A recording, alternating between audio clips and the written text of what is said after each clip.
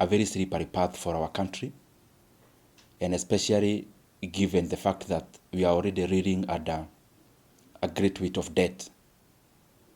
Just for background's sake, the Kenyan debt currently is going to 12 trillion Kenya shillings, meaning for the last 2.5 years, we are borrowing more than 1 trillion shillings.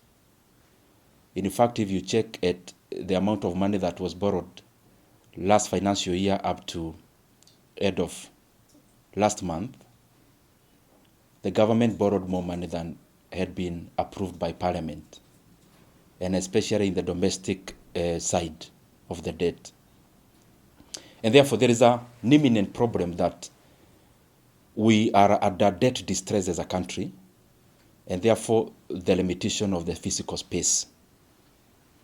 But even having said that, we have now seen a new cleverness being implemented by the National Treasury and the government in a bid to run away from the spiraling debt that is now endangering our economy. And there is a new term now in Kenya called securitization.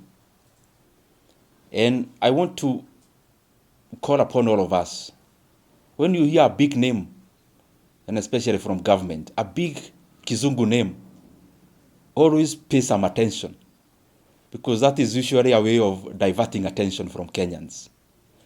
So securitization has been one of those terms, meaning we are now targeting revenues of government and mortgaging them. I talked about fuel levy. Whatever I said starts, that whatever government did through the National Treasury, the Ministry of Transport through KRB, remains illegal. And it remains a scandal that will unravel in this country pretty soon. Because the essence of it and all the characteristics are characteristics of a scandal, not anchored in any law, and of course, that has all the characteristics of profligate borrowing, which is not reflecting anywhere in the government books. But that's not the reason for today's conversation. Today's conversation is based on what happened today morning. Kenyans must have seen that the entire government today was in the Nairobi Securities Exchange floor, ringing the bell for the starting of the secondary trading of what is being called Talanta Infrastructure Fund. It is a 44.8 billion Kenya shillings board. Board, in other terms, is borrowing. When government borrows, it can do treasury bills, it can do bonds, which are either short-term or long-term. Now, since on the side of the book that we already know for government debt is already overstretched, now the government is coming up with these kind of facilities so that we do not seem like our debt is growing, whereas we are basically having another secret book of debt. One secret book was fuel levy. The second secret book, of course, is now this one for Talanta, at the behest of, or under the auspices of the sports fund. What is it? The Kenyan government is borrowing today, or has already borrowed, 44.8 billion Kenya shillings. That money is money to be spent today, but to be paid by Kenyans through taxes, and especially around betting and gambling, for the next 15 years, because most of the taxes or the revenue for the sports fund come from those two kind of areas. So we are spending revenue for the next 15 years today, so that we get political capital out of it today. But Kenyans will pay that loan for the next 15 years. It will be maturing in 2040. Now the interest rate is 15.04%. Those things seem just figures when you see them, but they affect every Kenyan.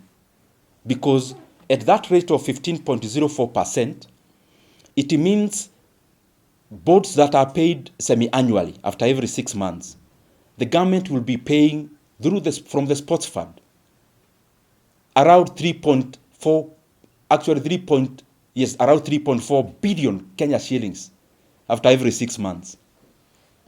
So, and the maturity of the board in the next 15 years, Kenya will have paid interest rates of 100 billion for a loan of 44.8 billion Kenya shillings. And I'm here wondering, if that cannot make us agree as Kenyans, then what would?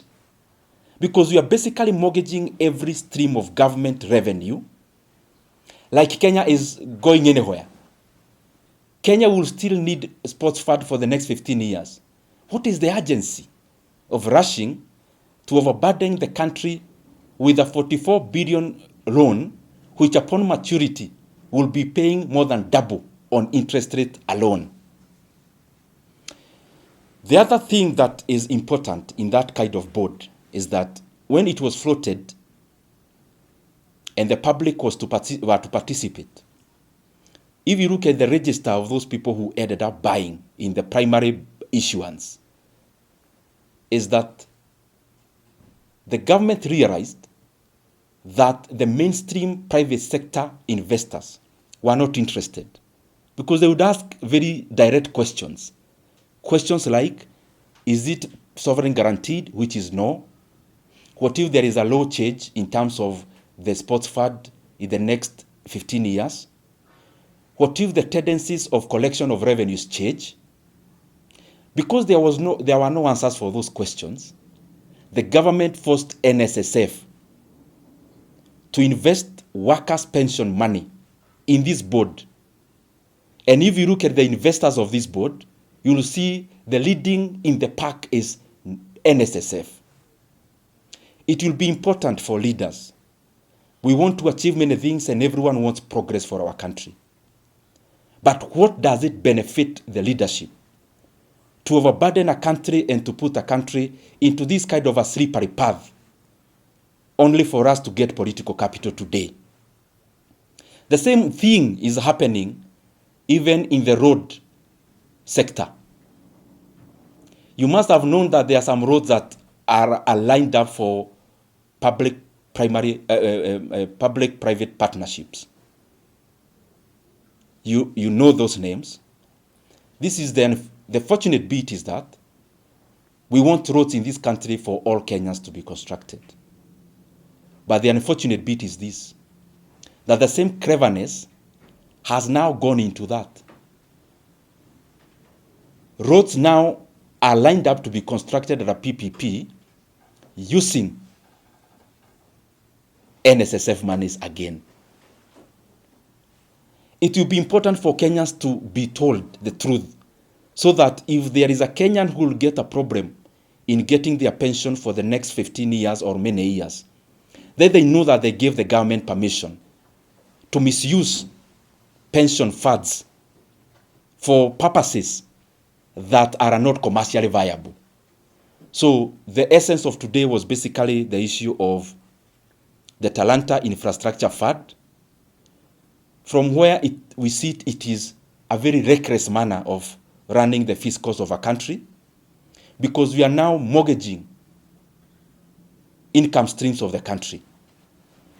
And I can tell you without breaking of an eye that these kind of mechanisms you see, the experienced officers in the National Treasury do not even support it, including the fuel levy securitization. It is only the excitement of some people who are now putting our country in this kind of risk. Any experienced economist, even in the National Treasury, and I'm saying it having been in close interaction, do not support this kind of recklessness. I request the leadership, let us put our country first, beyond the convenience of what we want to do in terms of developmental politics. Because Kenya will be here past the next election. We don't need to overheat our economy just because people have to see that something is being done.